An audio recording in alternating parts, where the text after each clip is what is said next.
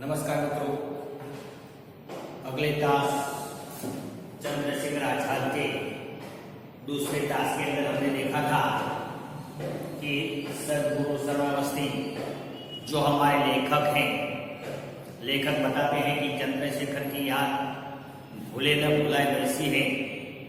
उसकी कुछ यादें उसको तरोताजा होती हैं। वे बताते थे भूलने की बात कि भूलना एक बड़ा गुण है और वैसा गुण साधु संतों के सत्संग से मिलता है। आगे भी उसने चंद्रशेखर आजाद के बारे में भी बताया था कि वह आजाद क्यों कहा जाता है। चंद्रशेखर आजाद लेखक के छोटे भाई के मित्र होने के नाते बार बार उसके घर पर आया करते थे। कई बार रास्ते में, रेलवे स्टेशन पर या अलग अलग स्थान पर चंद्रशेखर आजाद और लेखक की मुलाकातें होती हैं। अपने मित्र के बड़े भाई होने के नाते चंद्रशेखर आजाद लेखक को बड़ा भाई कहते हैं। आगे भी बताया था कि चंद्रशेखर आजाद को दो बातों पर विश्वास था। एक तो उसकी कमर में लटकी हुई बंदूक और कंधे पर लगे हुए कारतूस, इसके पर उसे बड़ा विश्वास था, बड़ा भरोसा था।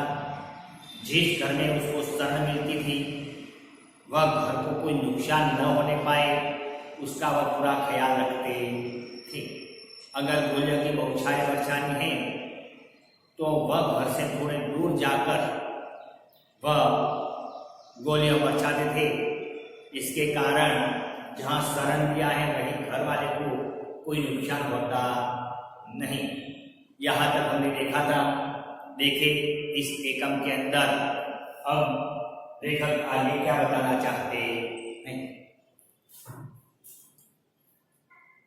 क्रांतिकारियों के कई विस्फोटक कार्य और मेरे परिचय के अंतकाल में ही हुई। क्रांतिकारियों के कई विस्फोटक कार्य भी थे। देश को आजाद करना है, इसलिए ये तो अहिंसा में मानते नहीं थे, हिंसा में मानते थे। इसलिए हिंसा फैलाए बिना स्वराज्य मिले नहीं, वैसी बात ये समझते थे। इसलिए कई बार उसने हिंसा फैलाई थी, बड़े बड़े विस्फोट किए थे और ये विस्फोट की जो जानकारी थी वह जानकारी लेखक कहते हैं मुझे अंतकाल में ही मिली थी, पर उन पर बातें करने और पूछने का मुझे संभव न था। लेकिन इसके पर बातें करने का या सामने से चंद्रशेखर आजाद को पूछने का कोई प्रश्न ही नहीं था, क्योंकि चंद्रशेखर आजाद कई बातें ऐसी थी जो लेखक ना पूछते थे तो अभी उसको बता देते थे। मेरी मित्रा ने उसका अनुमोदन न देकर प्रसन्न कर जाया करता था। उनका शरीर शक्ति का पुंज था, मतलब शरीर सौष्ठव से देखा जाए तो बड़े ऊंचे, मजबूत और खड़तल थे, मतलब शक्ति का पुंज था। और उनकी आत्मनिर्भरता की प्रतिकृति, आत्मनिर्भर, अपने पर निर्भर रहना, अपने पर पूरा भरोसा रखना, अपने पर ही पूरा विश्वास रखना, ये उनकी प्रतिकृति थी। उनकी स्फीत शिराओं में उष्ण रक्त भरपूर प्रवाह था। देखिए एक शब्द आया स्फीत, ऐसा शब्द है स्फीत। घनी शिरा, हमारे शरीर में दो प्रकार की रक्त वाहिनियां बहती हैं, एक धमनी और शिरा। विज्ञान की भाषा में देखा जाए तो शिराओं में अशुद्ध लोई बहता है और धमनी में शुद्ध लोई बहता है। यही शिराएं मतलब हमारे शरीर में बहने वाली रक्तवाहिनी। तो कहने का मतलब कि चंद्रशेखर आजाद के शरीर में जो रक्तवाहिनी थी इसके अंदर गर्म लहू बह रहा था। अब गर्म लहू बहना मतलब देश के लिए कुछ कर मिटने की भावना वाला क्रोधित रक्त बहते रहना। तो उसी प्रकार उसके शरीर में गर्भ लहू बहता था।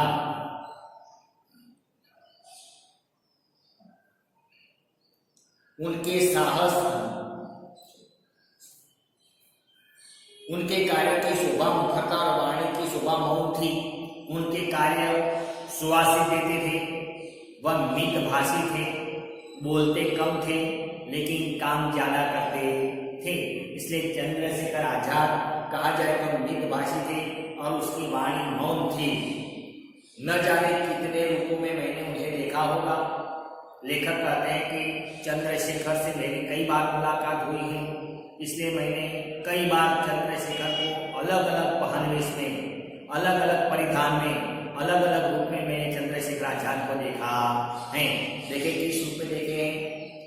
कलंकीदार पंजाबी पगड़ी, पंजाबी लोग जो पगड़ी पहनते हैं वैसे कलंकीदार, ऐसी कलंकीदार पगड़ी कई बार वो पहनते थे और ढीले सलवार में भी कितने अच्छे लगते थे और वह ढीला सलवार पहनते थे। सर पर कलंकीदार पगड़ी और ढीला सलवार में वह बहुत सुंदर दिखते थे। खद्दर के कुर्ते और बंगाली धोती में भी वे वैसे ही रहते थे। तो खद्दर का कुर्ता भी पहनते थे और बंगाली धोती। कई बार खद्दर मतलब खादी, जो गांधी जी ने बनाई थी वह खादी, तो ऐसी खादी का कुर्ता और बंगाली धोती, इसमें भी वह बड़े सुंदर दिखते थे। साधारणतया वे खुले गले का कोट और दोनों पैरों के कछोटे से ढकने वाली धोती पहनते थे। मुख्य तौर से देखा जाए तो चंद्रशेखर आजाद खुले कॉलर का कोट और धोती पहनते थे, लेकिन धोती पैरों में से बंधी हो वैसी वह धोती वह खास पहनते थे। मैंने उन्हें सूट और हैट में भी देखा है। सूट और हैट में सर पर टोपी पहनना, जिस प्रकार भगत सिंह टोपी पहनता था गोल टोपी, उसी प्रकार कई बार चंद्रशेखर आजाद भी ऐसी टोपी पहनता था और कोट पहनता था। और पूरे पंजाबी परिधान में भी, जो पंजाबी ड्रेस, पंजाबी परिधान, पंजाबी पहनवेश होता है, कई बार मैंने उसे पंजाबी पहनवेश में भी देखा है।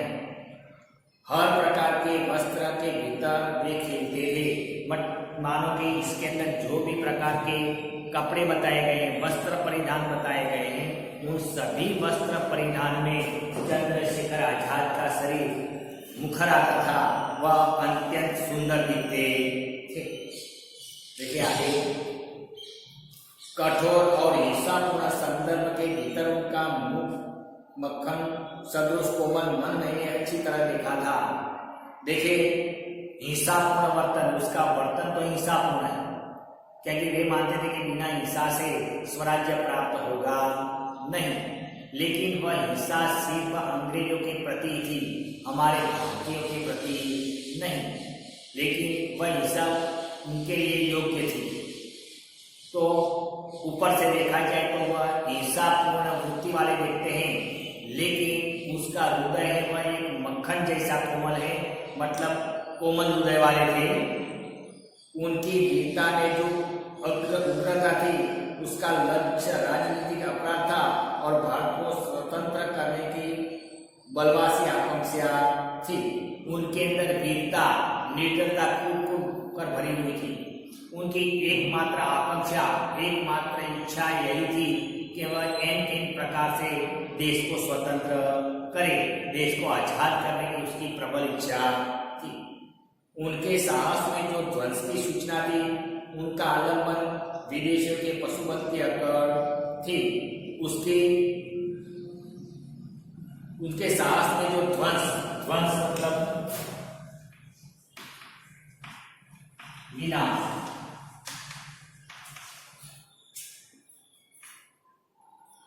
मानो कि अंग्रेजों का विनाश ही न करना चाहते हो, उसी प्रकार उसकी अंदर ध्वंस की भावना थी। अपने देश के जो निरीह प्राणी की क्रांति के मार्ग में आने के कारण नष्ट हो जाते थे, उनके लिए चंद्रशेखर के पास अपार सहानुभूति और छलकते हुए आंसू थे। अब अंग्रेजों के खिलाफ लड़ते थे, देश को आजाद करने चाहते थे, इसलिए उसके रास्ते में कई बार लड़ते समय हमारे भारतीय लोग भी आ जाते थे और ऐसे गोला बारूद के अंदर, बंदूक की गोलियों की बौछारी के अंदर कई बार हमारे भारतीय लोगों की जान भी चली जाती थी, लेकिन वह उसको जानबूझकर नहीं मारते थे। वे उसको जानबूझकर नहीं मारते थे, लेकिन वह मरे हुए लोगों के प्रति चंद्रशेखर आजाद के दिल में, उसके हृदय में पूर्ण भावना थी। पर उनकी सार्वजनिक कार्य पद्धति में दया का दूसरा नाम कायरता। सार्वजनिक पद्धति हर में जो काम करते थे वही कार्य के अंदर ये दया जो भावना है वह दया को वो कायरता मानते थे। वे समझते थे कि जो लोग दया करते हैं वे क्रांति कर सकते नहीं, इसलिए हमारे सरहद पर लड़ने वाले जो सैनिक होते हैं उसके दिल के अंदर दया का कोई नाम निशान नहीं होता, क्योंकि उसके अंदर जो दया होती है तो वह दुश्मन को मार सकते नहीं। तो दया हमारे दिल में रखना उसका दूसरा नाम कायरता है। चंद्रशेखर आजाद वैसा मानते थे। और क्षमा का दूसरा नाम आपत्ति था, और क्षमा करना उसका दूसरा नाम आपत्ति। अगर हमें हमारे शत्रु को क्षमा कर दिया तो वह शत्रु कोई बार हमारे पर आपत्ति भी ला सकता है। वास्तविक जीवन में देखा जाए तो हमने कई बार सुना है कि क्षमा वीरस्य भूषणम, क्षमा वीरों का आभूषण है, लेकिन कई बार ऐसे व्यक्तियों को क्षमा करने से वह व्यक्ति हमारी जानलेवा भी हो सकते हैं। जैसे कि हमने हमारे इतिहास में भी कई बार देखा है कि पृथ्वीराज चौहान ने मोहम्मद गजनी को 17 बार छोड़ दिया था, क्षमा कर दिया था। वह क्षमा करने की बात अच्छी थी, लेकिन 18वीं बार जब युद्ध हुआ तो वही मोहम्मद गजनी ने पृथ्वीराज चौहान को हराया, और फिर पृथ्वीराज चौहान के साथ मोहम्मद गजनी ने क्या किया आप सब जानते हैं। तो इसी प्रकार यही चंद्रशेखर आजाद भी कहते हैं कि क्षमा करना वह मेरे इतिहास में भी नहीं, दूसरा नाम आपत्ति है। देखिए, ईश्वर, धर्म और पाप पुण्य विषय विवाद के लिए उनके पास समय नहीं था। ईश्वर, धर्म, पाप, पुण्य, या हमारी आत्मा क्या है, परमात्मा क्या है, इसके बारे में वाद विवाद करने के लिए चंद्रशेखर आजाद के पास बिल्कुल समय नहीं था। इस तर्क वितर्कों को वे अवकाश का वाद विलास समझते थे। वाद विलास, तो वाद विलास का होता है बातचीत में समय बर्बाद करना। वाद विलास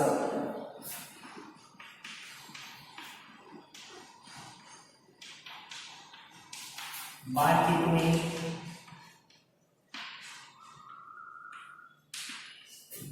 समय बिताना, ये ऐसी फिजूल बातें करने से तो हमारा समय बर्बाद होता है, और ऐसी बातों से हमें कोई फायदा होता नहीं। इसलिए पाप, पुण्य, मोक्ष में आत्मा, परमात्मा क्या है, इसके अंदर बातचीत करके अपना समय बर्बाद करना, उसे चंद्रशेखर आजाद वाद विलास करते थे। मैं कह नहीं सकता कि उनकी विषय समझने में क्या मान्यता थी, पर यह निर्विवाद कहा जा सकता है कि जिस मान्यता से मन में हिचक, शैथिल्य, कार्यभूता, वाद विवाद, पलायन को अवसर मिले उसके वे प्रतिकूल थे, कि जिसके कारण हमारे शरीर के अंदर शिथिलता आ जाए, कार्य करने से डर लगे, और ऐसे कार्यों से सदर चंद्रशेखर आजाद दूर रहते थे।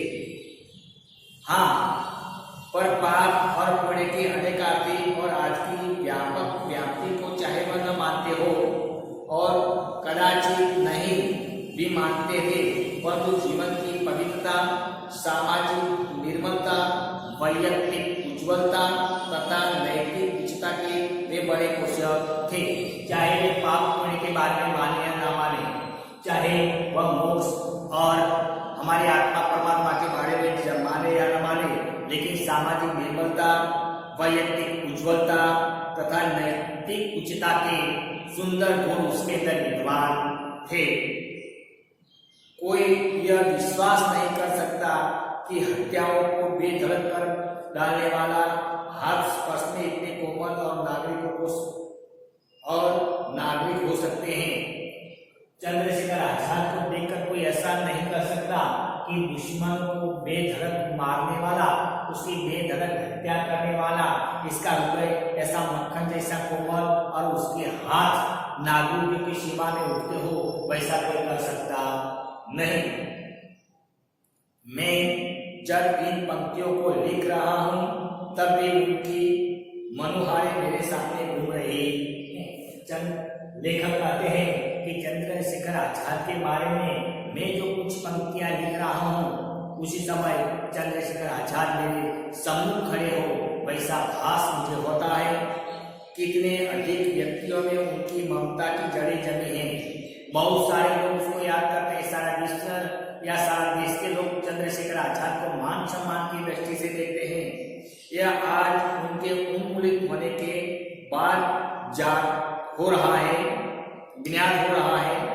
राजनीतिक उन्हें सराहे, राजनेता है वह चंद्रशेखर आजाद को सराहे, मतलब मान सम्मान दे और स्वतंत्रता प्राप्ति का अग्रदूत समझकर उनकी प्रतिमा बनाकर अर्चना करे। हमारे राजनेता है वह राजनेता ऐसा माने कि चंद्रशेखर आजाद हमारे देश की आजादी के अग्रदूत है और उसके आजादी का अग्रदूत मानकर उसकी प्रतिमा बनाए और ऐसी प्रतिमा हर एक शहर में जहां 4 रास्ता पड़ता हो वैसे स्थान पर उसकी प्रतिमा को रखे और उसकी पूजा अर्चना करे। लेखक हमारे राजनेताओं को ऐसी बात बताते हैं। इतिहासकार अपनी पुस्तकों को उनकी प्रशंसा से सजाए। इतिहासकार, जो इतिहास लिखने वाले होते हैं वह कर्तृवाचक है इतिहासकार, इतिहासकार कर्तृवाचक इतिहासकार। तो ऐसे इतिहासकार होते हैं, वह भी अपने इतिहासों के पन्नों में चंद्रशेखर आजाद को अमर बना दे। साहित्यिक उन उपन्यास, कहानियां और काव्य की रचना करे और जो साहित्यकार हैं, जो लेखक हैं, जो कवि हैं, वह भी उसके ऊपर उपन्यास, नाटक, कहानियां या काव्य की रचना करके चंद्रशेखर आजाद को हमेशा आजाद बनाया रखे। संपादकगण उन पर लेख और टिप्पणियां लिखकर उनके साथी और सहकारी सभाओं में भाषण दे और जो संपादकगण होते हैं वह वर्तमान पत्र में और जहां सभाएं होती है वही सभाओं में उसके बारे में भाषण दे। परंतु मेरे ऐसे अलग दिखने वाले, किंतु निकट अनुभव करने वाले कर्म क्षेत्रों से कोसों दूर प्राणी केवल धवल कागज पर कुछ काली सतरें खींचने के अतिरिक्त कर ही क्या सकता है। लेकिन मेरे जैसा लेखक एक सफेद पन्नों पर चंद्रशेखर आजाद के बारे में, उसके जीवन के बारे में, उसके कार्य क्षेत्रों के बारे में सिर्फ लिख सकता है, इनसे आगे वो कुछ कर सकता नहीं। इन पंक्तियों को उकसाने वाले भी हैं, वही है उन्हीं की स्मृति तक पहुंचने के लिए उन्हीं की स्मृति को आज की पंक्तियां अर्पित हैं। चंद्रशेखर आजाद के पास तो हम जा सकते नहीं, लेकिन चंद्रशेखर आजाद के कार्यों को याद करने के लिए, उसके कार्य क्षेत्रों को याद करने के लिए, हमारे देश को चंद्रशेखर आजाद ने देश को आजाद करने के लिए किस प्रकार बलिदान दे दिया, उसके भीतर हम झांक सकते हैं। तो मित्रों, ये चंद्रशेखर आजाद के शैशव या उसके बचपन या उसकी युवावस्था के बारे में और देश के लिए चंद्रशेखर आजाद ने क्या किया है, वह कैसे लिखते थे, लेखक के किस प्रकार के मित्र थे और यह भूलना याद रखना, ये बाबतों के बारे में लेखक ने जो कुछ बताया है वह आपके सामने सब हमने बताया है। अब हम उसके स्वाध्याय के बारे में देखते हैं, तो कुछ हम प्रश्न लेते हैं, उसका सविस्तार या टूक में जो उत्तर देना है वह आप अपने नोटबुक में अवश्य लिखें।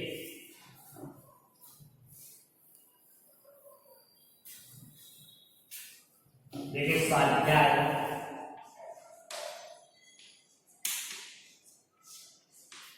प्रश्न 1,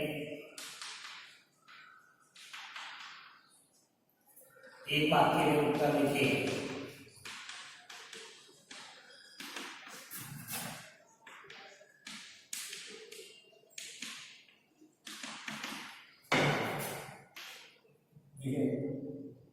जिस स्मृति का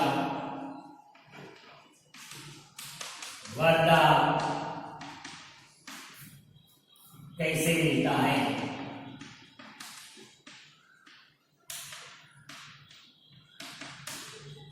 दूसरा प्रश्न है, लेखक किसे मन का प्रिय मानता है?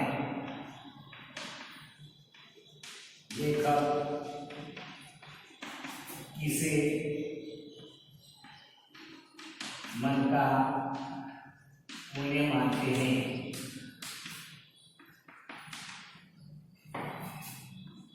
तीसरा है, चंद्रशेखर आजाद को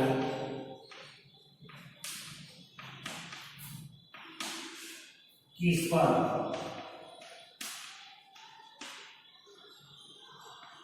पूरा भरोसा था?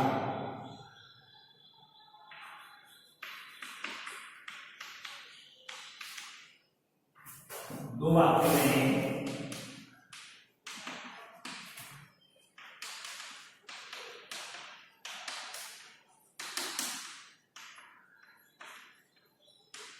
दो वाक्य के उत्तर लिखें। शरीर और मन पर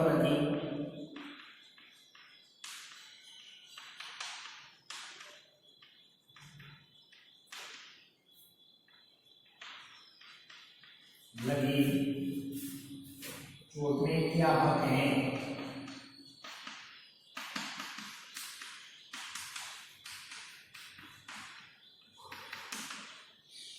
दूसरा प्रश्न है, लेखक और आजाद के बीच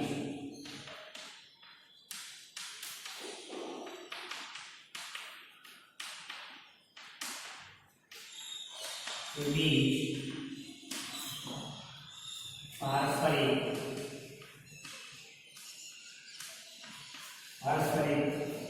आदर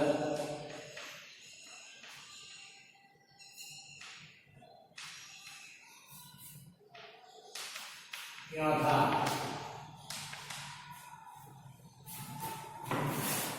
और प्रश्न की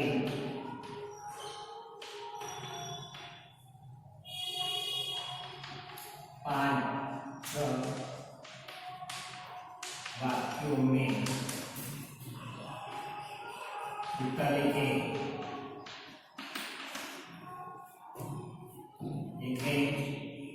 जीवन में क्षण की क्या विशेषताएं हैं?